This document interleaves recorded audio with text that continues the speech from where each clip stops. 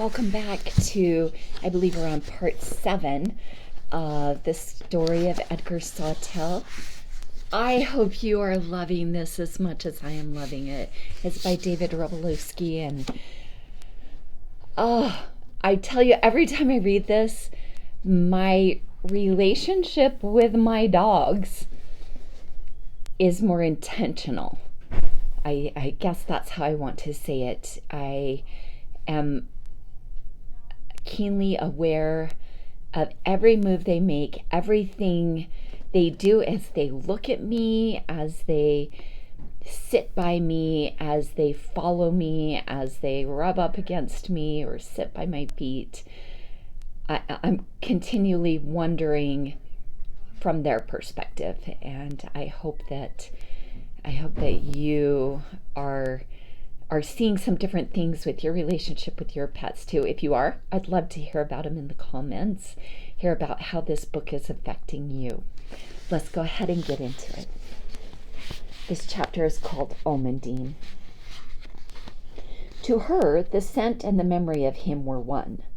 Where it lay strongest, the distant past came to her as if that morning, taking a dead sparrow from her jaws, before she knew to hide such things, guiding her to the floor, bending her knee until the arthritis made it stick, his palm hot-sided on her ribs to measure her breaths and know where the pain began, and to comfort her.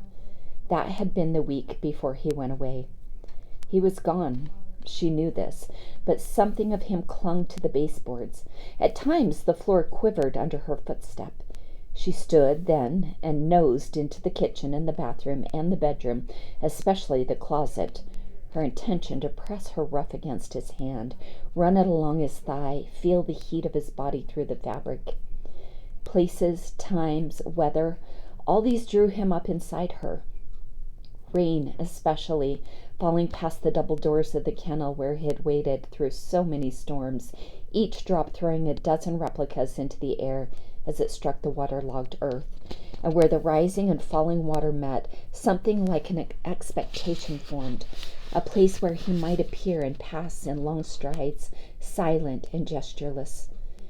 For she was not without her own selfish desires, to hold things motionless, to measure herself against them, and find herself present, to know that she was alive precisely because he needn't acknowledge her in casual passing. That utter constancy might prevail if she attended the world so carefully. And if not constancy, then only those changes she desired, not those that sapped her, undefined her. And so she searched. She watched his casket lowered into the ground, a box, man-made, no more like him than the trees that swayed under the winter wind. To assign him an identity outside the world was not in her thinking. The fence line where he walked and the bed where he slept, that was where he lived, and they remembered him. Yet he was gone. She knew it most keenly in the diminishment of her own self. In her life, she had been nourished and sustained by certain things, him being one of them. Trudy, another, and Edgar, the third and most important. But it was really the three of them together, intersecting in her, for each of them powered her heart a different way. Each of them bore different responsibilities to her and with her, and required different things from her, and her day was the fulfillment of those responsibilities. She could not imagine that portion of her world would never return. With her, it was not hope or wistful thoughts. It was her sense of being alive that thinned by the proportion of her spirit devoted to him. As spring came on, his scent about the place began to fade. She stopped looking for him. Whole days she slept beside his chair as the sunlight drifted from eastern slant to western slant, moving only to ease the weight of her bones against the floor. And Trudy and Edgar, encapsulated in mourning, somehow forgot to care for one another, let alone her. Or if they knew, their grief and heartache overwhelmed them. Anyway, there was so little they might have done, save to bring out a shirt of his to lie on, perhaps walk with her along the fence line, where fragments of time had snagged and hung. But if they noticed her grief, they hardly knew how to do those things. And she, without the language to ask. The fight.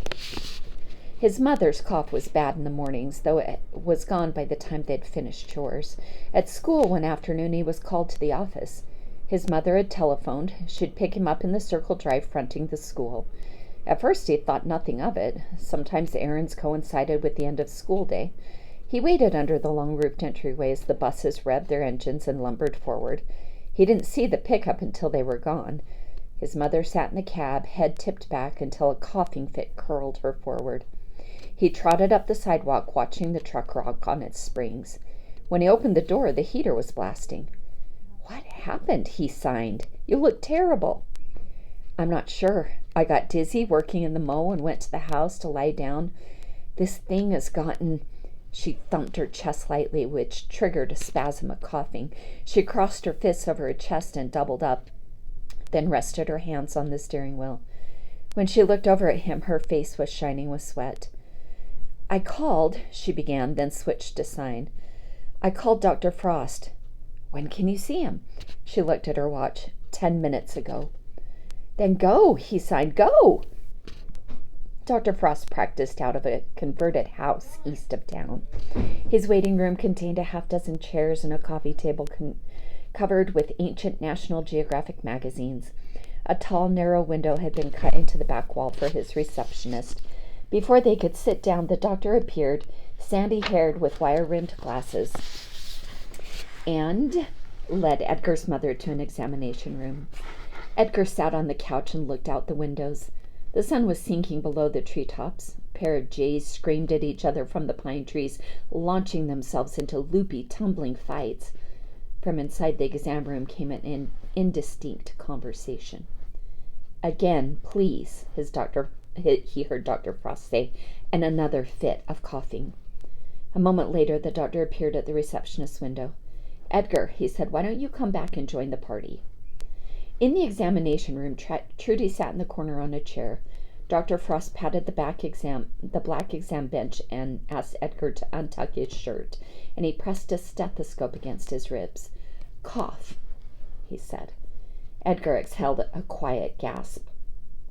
"Clear," the doctor murmured. He jotted a note on his pad and turned and pressed his thumbs into the soft skin under Edgar's jaw, looking absently into space, and then looked down into Edgar's throat with a small, lighted examination scope. "Say ah." "Ah," he finger-spelled. Dr. Frost glanced at his mother. "He just said ah for you," she said weakly and smiling. "Okay, sense of humor intact," the doctor said. "Try anyway." Then he clapped Edgar's shoulder and told him to button up. He folded his arms across his clipboard and looked at them. "Edgar's lungs are clear. He hasn't picked up what you have, Trudy, which is pneumonia. I need to run a lab test on that sputum sample, but there's really not much doubt that crackle in your right lung is pronounced. I'm tempted to send you up to Ashland for chest x-rays, but I'm going to hold off and maybe save you a little money. Right now this is mild and you're a young woman, and we're catching it early. We're going to get you on antibiotics and knock it out quick. There's a catch, though." "This is mild," his mother interjected. "Relatively, though I wish it'd come in 3 or 4 days ago. The stuff is nothing to fool with. I'm not trying to alarm you, but I want you to understand that pneumonia is dangerous. People die from it. Any worse and I'd have you in the hospital." His mother shook her head and started to say something, but before she could speak, a coughing fit took her. Dr. Frost waved his hand. I know, a possibility we want to avoid, so you're going to have to do what I say, all right?" She nodded. Dr. Frost looked at Edgar until he nodded too. "Here's my concern. Edgar's cough reflex is abnormal. Coughing involves constricting the vocal cords, which, as we know, is difficult for him. With pneumonia, coughing is good and bad. It's bad because it wears you out, but it's good because it gets the crud out of your lungs. If Edgar catches this, he'll naturally be less inclined to cough, and the bad stuff will accumulate in his lungs. That would be worse for him than for an ordinary person. Much worse. Do you understand?" Again, they both nodded. Dr. Frost looked at Edgar's mother. "It would be ideal if Edgar stayed somewhere else for a week." She shook her head. "There's nowhere else." "Nowhere? How about with Claude?" She laughed wheezily and rolled her eyes, but there was a flash of anger in her expression as well. Edgar could see her thinking, small town busybodies. Absolutely not. All right, then. We'll have to minimize contact between you two for the next 10 days. No meals together, no sitting around in the living room watching television, no hugs, no kisses. Can you quarantine a portion of your house, someplace you can sleep, and keep the doors closed? Well, not perfectly. I can close my bedroom door, but it opens onto the kitchen, and there's only one bathroom. I don't like that, but I suppose I'll have to do. I realize I'm suggesting extraordinary measures here, but this is an unusual situation. He turned back to the chart and scribbled. When he finished, he looked up. There's one other thing, Trudy. You need bed rest. Don't cheat on that. How long? A week? 10 days would be better? You're going to sleep as much as you can for the next week. You're joking. Not in the least. I'm telling you. Trudy, don't push this thing. Antibiotics aren't miracle drugs. If you run yourself down, they won't help. He turned to Edgar. Edgar, if you start feeling like you have a chest cold, if your chest gets tight, let Trudy know. Sometimes people don't want to admit they're getting sick, but if you play that game, it's going to be tough. Understood? Dr. Frost led them to the waiting room, and he appeared in a few minutes at the receptionist's window with a prescription and a vial of pills. He handed Edgar's mother a Dixie cup filled with water and had her swallow the first dose on the spot.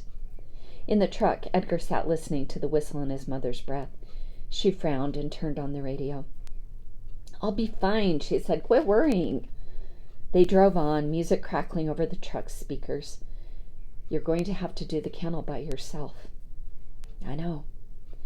When they got home, Trudy went to her bedroom, pulled off her shoes, and dragged the blankets over her shoulders. Edgar stood in the doorway and watched her. Is spring break next week? Yes. I'll call the school and have you excused till then. Okay. Maybe your teachers can send assignments home on the school bus. Okay. About the kennel, just get the chores done. Check the pups every morning and night, and don't worry about training. Well, I can do some training. Then work your litter the most. Nothing fancy. One dog in motion at a time. Remember that. Okay. Spend as much time as you can in the kennel. Take books. Stay out of the house unless you need to eat, sleep, or... Before she could finish, a cough racked her shoulders off the bed. When she stopped, she was propped up on one arm, panting. What if you need something? I won't need anything. I can make soup and toast for myself. I'm going to be sleeping anyway. Now close the door, please. He stood, memorizing her features under the yellow lamplight. She pointed at the door. Out, she yelled. When he and Almondine returned to the house that night, the bedroom door was closed and his mother's wind-up alarm clock sat on the kitchen table. He turned off the kitchen light and held the clock to his ear and looked at the green radium dots on the tips of his hands. A glow shone yellow beneath the bedroom door. He eased the door open. On the bed, his mother lay in a fetal curl, her eyes closed. Her exhalations sounded ever so slightly easier than they had that afternoon. He stood watching and listening for a long time. Almondine pushed past him into the room and scented his mother's thin hand, resting lax and upturned on the sheet, and returned to his side. He closed the bedroom door and stood thinking, turning the wind-up alarm over and over in his hands. Then he walked upstairs, pulled the blankets off his bed, and squeezed his pillow under his elbow and carried them out to the barn. He pushed together 4 bales of straw in the aisle between the pens, and he spread the blankets over the bales and sat and unlaced his shoes and looked at a row of light bulbs shining over the aisle. He trotted barefoot to the front doors and flipped the light switch. A clap of dark filled the kennel. He flipped the switch up again and took a galvanized pail from the workshop and worked his way along the aisle, stepping onto the upturned pail and licking his fingertips against the heat of the bulbs. He unscrewed all but one, and that far down near the whelping rooms. In the semi-dark, he twisted the knobs on the back of the clock until the alarm had pointed to 5, then set the clock on the bells beside the pillow and lay back. Almondine stood on the cement, watching him doubtfully. Come on, he signed, patting the bales. It's just like in the house. She circled the setup, then climbed aboard and lay with her muzzle near his face. Wind rattled the doors. A pup yipped from the whelping rooms. He pressed his hands into the plush on Almondine's chest, feeling it rise and fall, rise and fall. He was genuinely terrified of getting sick. It was going to be hard enough keeping his mother in bed. If she thought he was sick, she'd do the kennel work anyway, and then she would end up hospitalized. And yet, despite his apprehensions, the prospect of running the kennel alone excited him. He wanted to prove he could do it, that nothing would go wrong. And now that he'd begun to see the real problems in training, he felt so many possibilities whenever he worked his dogs. There was another feeling as well, something darker and harder to think through, because there was a part of him that wanted to be away from her. Ever since the funeral, they'd depended on each other so heavily that it was a relief to be alone, self-reliant. Perhaps, he thought, distancing himself from his mother might distance the fact of his father's death. He understood that might be part of it, and if so, it was an illusion.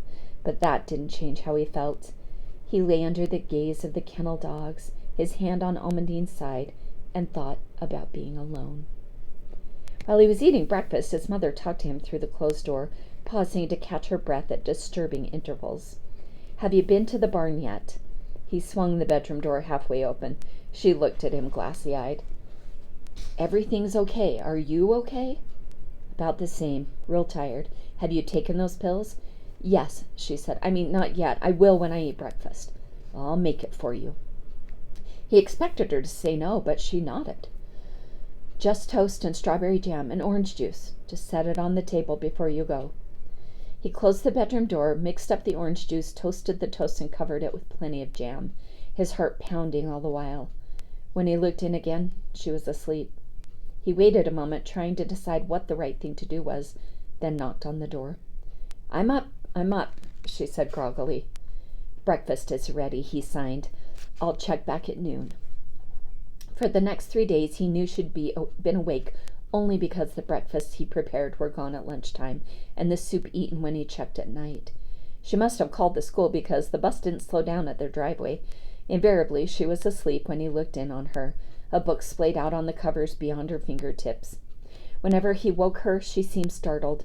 It took a minute for her to make sense of his questions. He asked how she felt. She said she could tell the antibiotics were working. She asked if there were problems in the kennel, and he said no. They both lied. Each night Edgar lay awake, ridiculously tormented by the wind-up clock, which, along with its ticking, issued a ratcheting, grinding noise he'd never noticed before. When he finally managed to sleep, his father appeared beside his makeshift bed, so close and real Edgar didn't believe he was dreaming until he found himself sitting up and Almedine licking his face. The fourth morning, he fumbled the jangling alarm into silence and promptly fell back into slumber, worrying even then that he might dream of his father again, and worrying equally that he might not. Instead, he dreamed he could breathe words effortlessly into the air. The ability hadn't just appeared, it had returned, as if he had had a voice in the womb, but lost it when he had entered the world. And in his dream, he had chosen not to speak into the telephone, not to summon the ambulance that would save his father's life. He woke frantic, sobbing. It took a moment before he could marshal the courage to draw a breath, shape his lips, and exhale. Silence. The awful thing was, his voice sounded all wrong in his dream, low like his father's and gravelly, but any voice coming from inside him would have sounded wrong, no less than the buzzing fly noise from the flashlight-shaped thing the doctor had pressed against his neck that had given him a voice, but it hadn't been worth it, unless, of course, it had it the day his father fell down in the barn. He began to take shortcuts with the kennel routine in order to train all the dogs. He raced through all the chores. He found he could clean 3 or 4 pens while he fed the dogs if he dumped a pile of food on the cement. Something told him this was a bad idea, but it worked. At night, the dogs seemed edgy, but that was because the schedule had changed. No one slept in the kennel night after night, much less ran down the aisle and threw open their door pens to let them race after tennis balls. The late-night training, he told himself, was excellent proofing practice. It was past midnight on the 4th day when he finally stretched out on the bales and pulled the blankets over him. He had turned out all the lights and settled himself beside Almedine when he heard his name spoken in a distinct feminine voice. He sat up and listened. It had only been the squeak of the heater fan, he decided. A few minutes later, a thought began to nag him. What if it hadn't been the heater fan at all? What if his mother was standing on the back porch calling? He cast off his blanket, threw open the barn doors, but all he saw was a barren yard and the porch standing dark and empty. In some ways, Trudy thought it would have been better if the antibiotic had made her downright sick. As it was, she lay in bed, chilled one moment, boiling the next. She was indifferent to food, though she forced herself to eat. On the third day, she had called Dr. Frost's office as promised, hoping she was saying what he wanted to hear. She was tired, she told him, but not feverish. She was sleeping a lot. That was normal, Frost said. She should beware of dehydration, be careful not to skip doses of the antibiotics. They talked briefly about Edgar, and she told the doctor he showed no sign of a cough. Did she think she could drive into town at the end of the week? Was her cough still productive? And so on. She didn't mention that she grew sickeningly dizzy whenever she stood, or that she'd been so foggy-minded she'd forgotten his phone number twice while dialing. And she might have stretched the truth about the fever, but she focused long enough to maintain the conversation, which felt like a triumph. Afterwards, she fell back into bed. Was it time for her next set of pills, or had she taken them? One late afternoon had begun to look much like the next, but she was sure she had taken the pills before she called Frost. The antibiotics made her terribly sleepy. She recalled Edgar standing in the bedroom doorway, telling her that things were going smoothly in the kennel. He'd grown so serious since his father's death. She rolled over. Sleep was the important thing. The way these things worked, tomorrow she would wake up on the other side of it. The fever would have broken. She'd sit up, read a bit, make some phone calls, get on top of the paperwork. She took the vial of pills from the dresser and shook them onto the blanket and counted them. It was surprising. So many left. On the 5th evening, Edgar slipped into the house, checked on his mother, and ate dinner. After washing dishes, he and Almondine walked to the barn to do the chores, but when they got there, exhaustion settled on him like a lead blanket. The straw bales felt luxurious, the pillow soft as a cloud, and for the first night in a long time, there were no dreams. He awoke with Almondine breathing in his face. The wind-up alarm clock said 2:00. He sat up and rubbed a hand across his face. There was something wrong with that. He hadn't done the evening chores. He could get away with leaving everything else until morning, but he didn't like the idea of leaving the dogs without water, and as long as he was going to do that, he could feed them too. He scooped a mound of kibble into the middle of the aisle and filled a bucket of water from the tap in the medicine room. And when he threw open their doors, his litter bounded into the aisle, bumping his legs and dashing for the food. He had piled up enough for all the dogs, not just 3 or 4 pens worth, and he needed to get them out fast so that the first ones didn't gorge themselves and leave the last ones hungry. By the time he'd gone down the aisle, 18 dogs were scrambling over the cement floor, jockeying for position. Edgar stepped into a pen and began to fill the water trough. He never saw what started the fight. There was a yelp, and from the corner of his eye he saw a dog leap into the air. Finch. He dropped the pail of water and stepped into the aisle, and that was all the time it took for him to realize the enormity of his mistake. 1 dog in motion at a time, his mother had said. It was one of many rules in the kennel, rules that didn't always make sense or even seem important until some situation drew the lesson out. Finch landed and nosed his right hind leg and turned back to the mass of dogs. Head lowered, grimacing nastily to show his teeth. He spun to face one of the older females, a dog named Eppie, dominant in her litter, bigger than Finch, and not in the least fearful. In all his life, Edgar had only seen one real dog fight. That had been broken up by his parents when they sprayed water on the antagonists, hauling them away by their tails. Later, his father said a person never, ever reached between fighting dogs, and to make his point, he pulled up his sleeve and had shown Edgar the puckered scar running along the axis of his forearm, jagged and shiny. A dog in a fight will bite before it realizes what it's doing. He said it won't mean to hurt you, but it will see motion and react. Some of the dogs were backing away from Finch and Eppie, hackles raised. Edgar clapped his hands, grabbed 2 dogs, and hauled them into the nearest pen. Then another 2. The noise had grown instantly deafening. He kennelled Tinder, Essay, and Pout. Babu had already retreated to his run, and Edgar shoved Opal and Umbra in after him and ran down the aisle, wrestling dogs into their pens, one after another, and slinging shut the doors. When he turned, only 3 dogs remained in the kennel aisle: Finch, Eppie, and Almondine. Finch lay on his back. Eppie stood over him, jaws buried in the fur at the base of his throat. On her muzzle there was a smear of red. Finch alternately lay limp and struggled to escape. A pace away, Almondine stood with her lips raised, growling. But the moment she stepped forward, Eppie released Finch and lashed her muzzle toward Almondine, ears flattened. Almondine jerked her head away but stood her ground. The important thing was to separate them.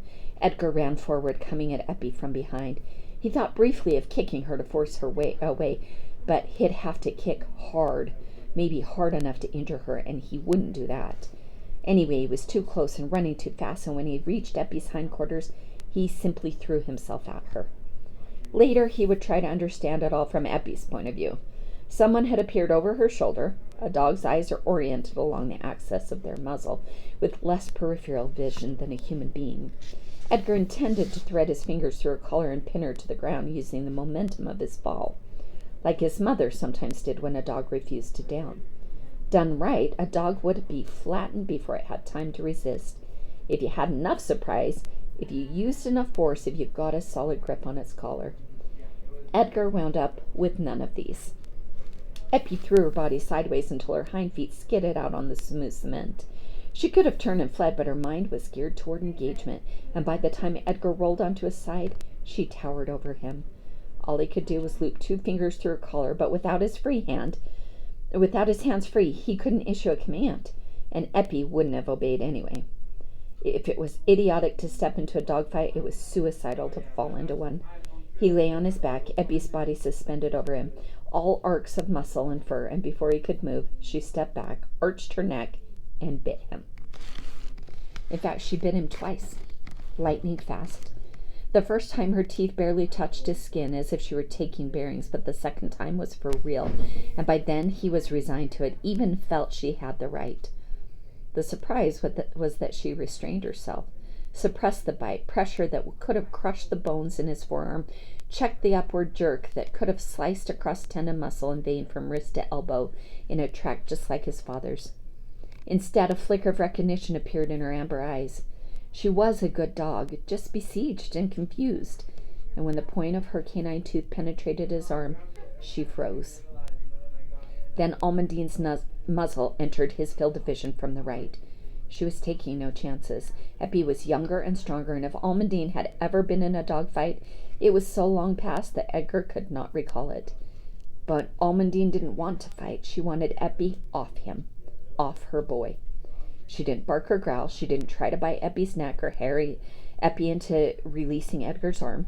At that moment, Almondine had one idea: to blind Eppie. Trudy sat up in bed, annoyed and confused in her dream. Gar had been on the television talking to her, so it was terrible enough to wake up at all, and doubly bad when she understood that what had woken her were the dogs, barking and crying, every one of them. Her first thought was that an animal had gotten into the barn. This happened every so often, though God knew why, since the place surely reeked of dog. But once inside, the sounds either paralyzed the animal or drove it into a mindless panic. One time it had been a raccoon, another, unbelievably, a cat. The uproar that had ensued sounded alarmingly like what she now heard coming from the barn. She tried to stand but lost her balance and began to cough. A yellow haze spread across her vision. Pain shot along her ribs. She sat down on the corner of the bed. The house was pitch dark. She tried calling to Edgar, but she couldn't raise her voice above a whisper. When she felt strong enough to stand again, she made her way slowly to the bottom of the stairs. "Edgar!" she said. "Edgar!" She waited for a light to come on in his room or for Almondine to appear. When neither happened, she walked up the stairs, and at the top of the stairs she paused for breath. His bedroom door was open. She walked to the doorway and turned on the overhead light. The sheets had been carelessly pulled off, the pillow and blankets gone. She made her way down the stairs again, her movements slow and cautious. Something bad was happening in the barn. She pulled on a pair of slacks and a shirt over her nightgown, slipped her feet into unlaced boots, and opened the door. Edgar's eyes were fixed on the side of Eppie's jaw and his forearm. how his skin had rucked up around her canine tooth like a loose stocking. There was no blood yet, and no pain, only a pulling sensation in the skin of his arm. And so lying there on the floor, all he saw was a blur and then a gash opened near Eppie's eye. Then Almondine's muzzle was stretched wide next to Eppie's face, and a sound came from her he'd never before heard from a dog. Not a bark, but a scream, so raw and ferocious and bloody that for all the baying and howling of the dogs until that moment, the kennel might as well have been silent. Eppie released his arm and scrambled backward. Before he could move, Almondine had straddled him, and when he tried to sit up, she thumped him with her hip hard enough to knock him over as if he were a pup. He had to scoop from beneath her to climb to his feet. Her pelt contracted when he touched her. Eppie had retreated to the front of the barn, alternately growling and nosing the door. A trail of black drops led across the cement. She pawed at her muzzle and shook her head. Edgar led Almondine to the medicine room and flashed his hands over her. She wasn't cut or bleeding. He stayed her firmly and turned to Finch. He led the dog to the center of the aisle where the light was brightest. He wouldn't take any weight on his left front foot. When Edgar tried to examine him, Finch jerked his leg away, but not before Edgar saw the gash near the dog's left elbow, and a flash of white through the dog's blood-matted coat. He ran his hands across Finch's muzzle and throat. His fingers came back wet, but not bloody. "Kennel up," he signed. Finch hobbled to his pen. Once the latch was closed, he turned to Eppie, pacing near the front door. Whenever he made eye contact with her, she flattened her ears against her skull and lifted her hackles. Her cheeks looked like it had been opened with a knife. The sight made his heart thud. He knelt and began to coax Eppie forward when the door swung open and his mother stood illuminated against the night. Instantly, Eppie bolted, forcing his mother to step back and grab the door to keep her balance. She watched Eppie flee into the darkness, then turned to Edgar. "What are you doing here?" he signed frantically. "What's going on?" "There was a problem, a fight." "But it's the middle of the night. Your arm, are you hurt?" He looked down. Blood was smeared across his shirt sleeve. He couldn't tell if it was his or Finch's. He pushed it flat against his side, hoping to conceal the gash on his forearm. "I don't think so. Not much, but Eppie's face is cut. She's going to need stitches. Almondine bit her. Finch is lame. I can't tell how bad."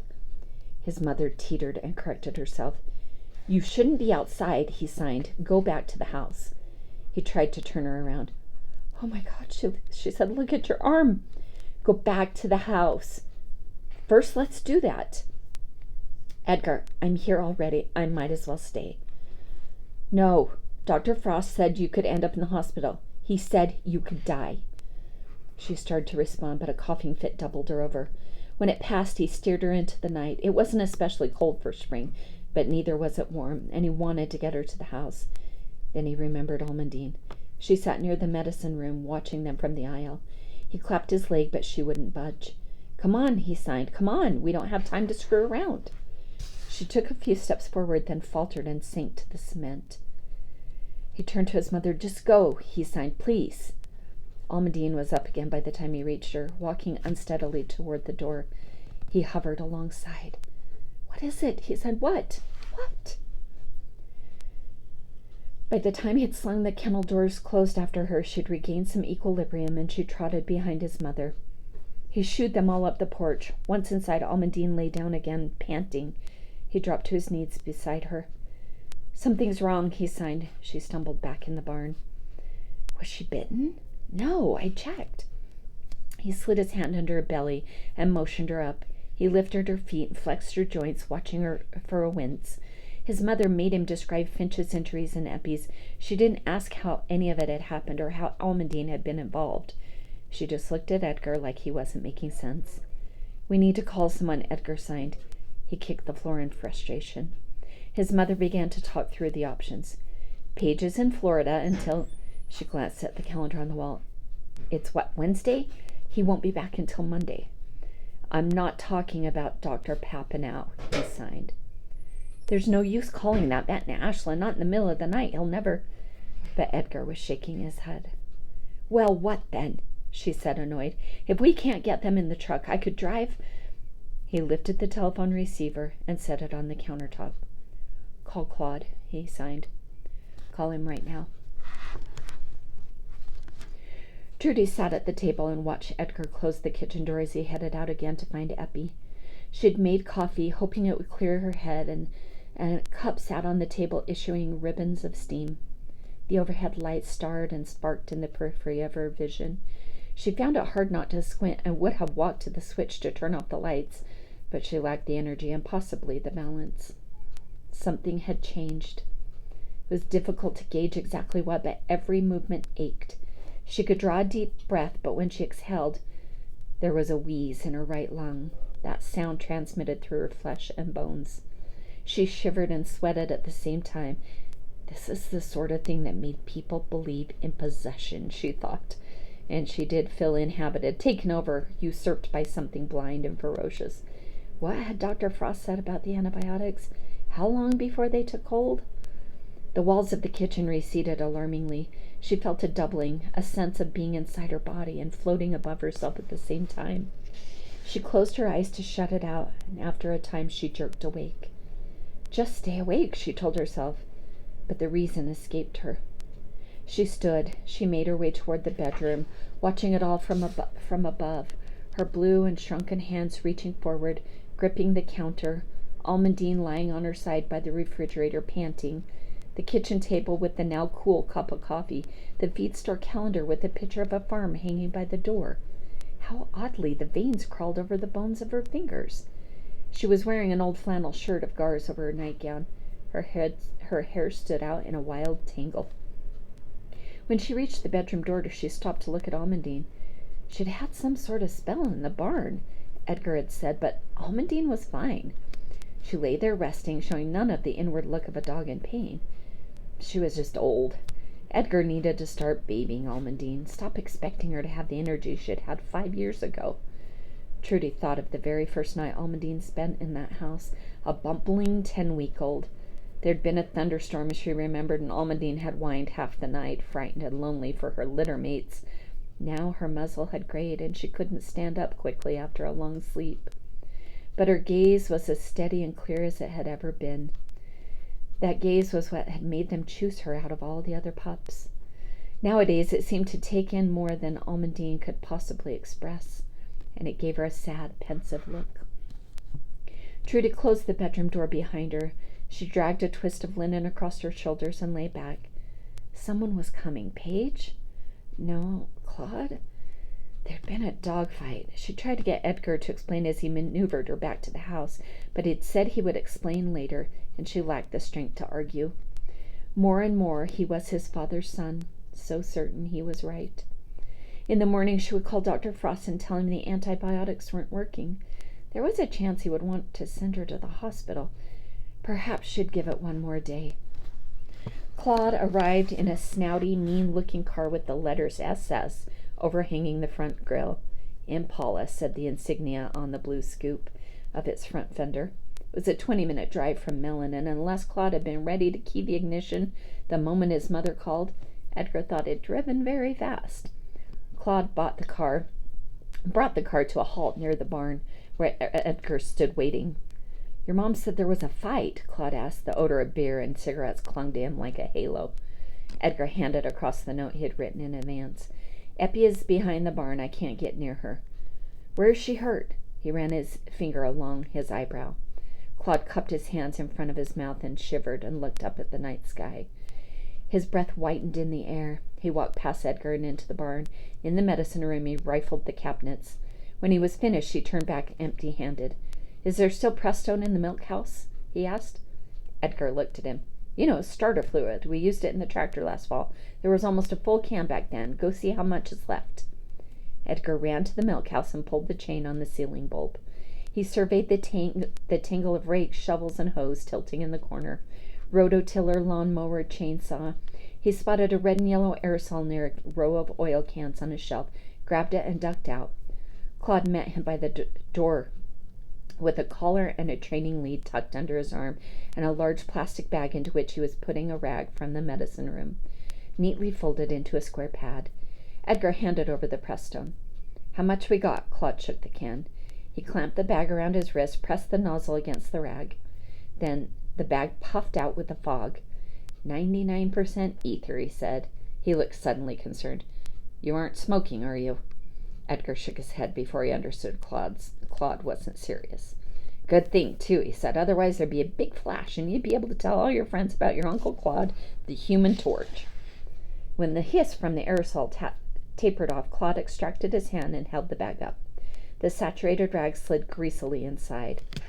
He waved the arrangement under Edgar's nose. A sweet tang like sugar and gasoline swept through his sinuses and made the hairs on the back of his neck crawl upright. "At least it's cold tonight," Claude said, taking a cursory whiff of his own. In the summer, this would already be half gone. "You might want to keep upwind anyway. This isn't exactly airtight." Then Edgar led Claude behind the barn, quarter lit at best by the occluded yard light and the gooseneck lamp over the kennel doors. Eppie heard them coming and backed up defensively until she stood in front of an unused old doghouse near the silo. Drops of blood stained the snow around her. "If we both come up, she'll run," Claude said.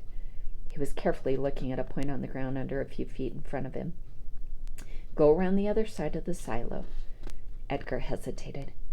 "Get going," Claude said, "before she decides to cut through that way." Edgar turned and rounded the stony circumference, passing briefly back into the light before he reached the thick cement pier a foot high and 3 feet wide that connected the barn foundation to the silo. Though he could through the gap, he could see the doghouse and the kennel runs beyond, and the dogs standing in them. Watching, meltwater from the roof had rotted a line into the crystallized snowpack beneath the eaves. Eppie stood stock still, fixated on Claude. Edgar crouched on the cement pier, ready to intercept her if she bolted his way. How it got started, even Claude didn't remember. They must have been some first time in the kennel, some formative moment when a pup had injured himself and backed into a corner, scared and defensive, and Claude had stepped past everyone to somehow enchant it, which was the only word for what he could do. He knew instinctively how to approach, how to touch, how to confuse and distract, so that, fearful or not, the dog found itself acquiescing. Maybe the first time it happened when he was very young. In any case, it was something he had known how to do all of his life. In high school, Claude began working afternoons and weekends at Dr. Papineau's shop. At first it was odd jobs: clean up, repair, filling, walking the convalescent dogs. He liked the antiseptic smell of the place and the rows of prescription drugs on the shelves, like bottles of magic. When animals needed their dressings changed, he helped with that too, asking many questions which flattered the veterinarian and seldom forgetting the answers, which impressed him. In time, Claude persuaded Dr. Papineau to let him assist on minor surgeries. The veterinarian showed him how to administer intramuscular injections of sedative, as well as the other older skill, waning, even then in veterinary practice, of the ether drip. Occasionally a dog came in wild with fright. Dr. Papineau had a noose pole for such situations, but people hated seeing it used, and Claude learned to work with it, crawling into the back of the truck or wherever the frantic dog hid, and emerging with a docile animal and an empty syringe. He was bitten more than once, but they were fear bites, quick and shallow, and Claude had excellent reflexes. He became a masterful judge of how far a dog could be pushed, and eventually he craved the thrill of those moments more than anything. On Sunday afternoons, when the shop was closed, Claude cleaned up and administered medications by himself.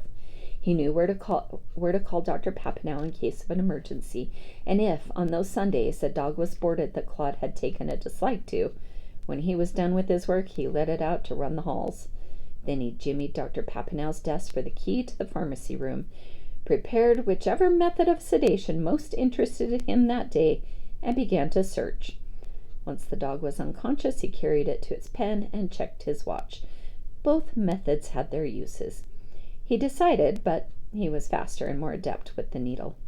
Though not perfect, Dr. Papineau attributed the first dog's death to post-surgical trauma. The second dog, however, puzzled the veterinarian. He questioned Claude for a long time about the dog's condition that Sunday. The session had left Claude shaken, and after that, there were no more incidents at the shop. Late night, autumn 1947, Claude was leaning against the wall at the back of a long abandoned barn, watching the crowd, all men, disperse into the cool night. A few of the men led dogs, muzzled and close-leashed, against their thighs. A few more stood cocooned in silence and disappointment. A man counted out money into another's hand, The roughshod plywood ring had been dismantled already, and under the light of 2 white gas lanterns, someone was pitching water across the boards to rinse the blood away. Outside, bitter laughter, black undercurrent of animosity, an argument followed, quickly shouted down. Then Gar appeared, shouldering his way inside. He blinked at the glare of the lanterns, and he was about to leave when he spotted Claw and walked over, glowering. "Come on," he said. "We're leaving." "I got myself here. I can get myself home." "If you leave the house with me, you're damn well going to walk back in with me. The only thing I want to know right now is whether any of our dogs were here." "No." "Tell me which dogs." "I said no. Why do you think I'm here anyway?" "I don't know why you're here. That's what we're going to talk about after we leave." Then a man trotted into the barn. "Hey, Doc," he called, waving Claude forward. Gar looked at Claude and then at the men cleaning the plywood. Claude had kicked the satchel behind him when his brother walked in, but Gar spotted it anyway. He picked it up. He looked at the initials embossed on the top, and then he opened it and looked inside. "You're kidding me," he said. "You patched them up afterward? Is that the idea?" The man called again, this time more urgently. Claude started to take the satchel, but Gar pushed him back against the beam. "Wait here," he said. He walked over to the man. Claude couldn't hear the conversation, but he saw Gar shaking his head. The man cradled his arm in front of him and pointed off somewhere. Gar shook his head again. Finally he turned and motioned to Claude, and the 3 of them walked out of the barn, Claude carrying the satchel. Out on the road, motors started and tires rolled over gravel, and the beams of headlights swung cross-eyed through the trees. Claude could see the bite punctures in the corded muscles of the man's forearm. A shaggy shepherd crossed with a stocky build and a blunt muzzle was chained to a tree near the road. As they approached, the dog hobbled to its feet and began to bay, one bloody hind leg held off the ground. "Knock it off!" the man shouted. The dog licked its chops and limped forward. The owner sidled up to it, but the moment he tried to slip an arm under its flanks, the animal set his muzzle beside the man's ear. Even from where Claude stood, the baleful rumble in the dog's throat was unmistakable. "See?" the man said, backing away. "He was okay when we first got out here. Now I can't get him in the trunk." Gar looked at Claude. "Can you tranquilize him?" Claude nodded. Gar guided the man back a few paces, and Claude set the satchel on the ground and opened the jaw top, pulled out a bottle and a syringe, and he drew fluid into the syringe. Then he walked to a point just beyond the reach of the dog's chain and whistled a warbly double tone. "Tweet, tweet." The dog tipped its head, curious. Now in the dark behind the barn, Claude had turned sideways to Eppie. He kept his gaze averted, elbows pressed to his sides, knees bent, trying to minimize his profile as he crept toward her with a slow side shuffle. He was mumbling a monotone stream of nonsense, the words an endless, senseless flow of noise. "Say, honey," he said, "such a good girl. Goodness gracious, such a sweetie pie." He held the plastic bag crumpled against his far hip, and something metallic glinted in his hand. He moved a foot closer, then paused. His delay just long enough that he seemed to be drifting pointlessly inward, every gesture slight and contained and almost accidental, so that he hardly seemed to be moving at all. Never a direct glance, never a raised voice, but closer, and always this steady, meaningless patter. Eppie retreated toward the empty doghouse, looking wide-eyed across her flanks. She knew she was trapped, and she turned to look at Edgar. He thought she might decide to come to him, but the howls and the flashing teeth and the desire to flee overwhelmed all else in her mind as she froze. Edgar raised his hand to sign a down. She saw him and turned back to Claude and lowered her head miserably, mouth closed up, ears flattened. The gash on her face was black and wet, and she dragged a paw across the cut and sank to the cold snow and tucked her feet up tight beneath her. She sized up ways past Claude when he was 3 small side steps away from her. She retreated into the doghouse, and shortly a low growl emanated from inside. Claude opened the plastic bag. Fumes wavered toward the ground. He pitched the soak rag far back into the doghouse and quickly turned and sealed the door with his jacketed back. "Wait," he said to Edgar. He stopped the patter, and all was quiet. Inside the doghouse there was a panicky clomping as Eppie positioned herself between the rag and the door. Claude sat looking downfield. A long time passed. Finally he rose and stepped back. "Come on, girl," he said. "Come on out." Eppie's muzzle appeared. She blinked, stepped into the night. She tottered and growled uncertainly. Claude closed the distance between them in 2 quick steps and cuffed her under the chin with his left hand and stepped back. Her jaw snapped shut hollowly. "None of that," he said. In her confusion, compounded by the night's events and the ether fumes, and now this lightning strike from Claude, Eppie let her top line soften and her tail uncurl. For a moment, all defiance left her, as if she were letting herself be taken down finally and forever in some fight that still carried on in her mind. Then Claude's arm was looped over her back, his hand against her belly. She flashed her muzzle back at him in surprise, but he already had the needle between her shoulder blades, talking again, low and quiet, and he stayed there even after he had tossed the syringe away, stroking her and waiting. "Okay, honey," he said. "Edgar, keep still. If you spook her, I'm the one she'll bite. Time to lay down and rest, sweetie. Been a long night. Such a good girl." He ran his hand down Eppie's back. She sagged and folded herself against the ground, and a shudder passed through her. "Bring that lead over, Claude." "Slow," Claude said. "Slow." "Then put it on her." "Okay," he said. "Let's find out what we've got here." Claude knelt and slipped one arm under Eppie's brisket and another under her flanks, and she came up in his arms, the whites of her eyes showing and her body lax. They rounded the silo, and Claude waited under the metal-hooded flood lamp while Edgar fumbled with the door latch. "There's a bag in the car," walking into the kennel. "Front seat, go get it." Claude was in the medicine room when Edgar returned. Eppie lay stretched out on the examination table, limp but awake, keenly feeble as Claude shaved the side of her face with the electric clippers. He stopped periodically to pour antiseptic over the pink skin he'd exposed, flushing loose hairs from her wound. Beneath the velvet fur, her skin was freckled. The brown liquid stream down the fur of her neck was puddled on the table. Edgar set the weathered satchel he carried near the wall. The initials PP were embossed along its top, the curves and arches of the letters abraded over time into a pale felt. Claude laid the clippers aside and rummaged through the bag, producing black suture thread and a needle, both of which he doused with antiseptic. The wound was smaller than Edgar expected, opening just below Eppie's eye and ending near the corner of her mouth.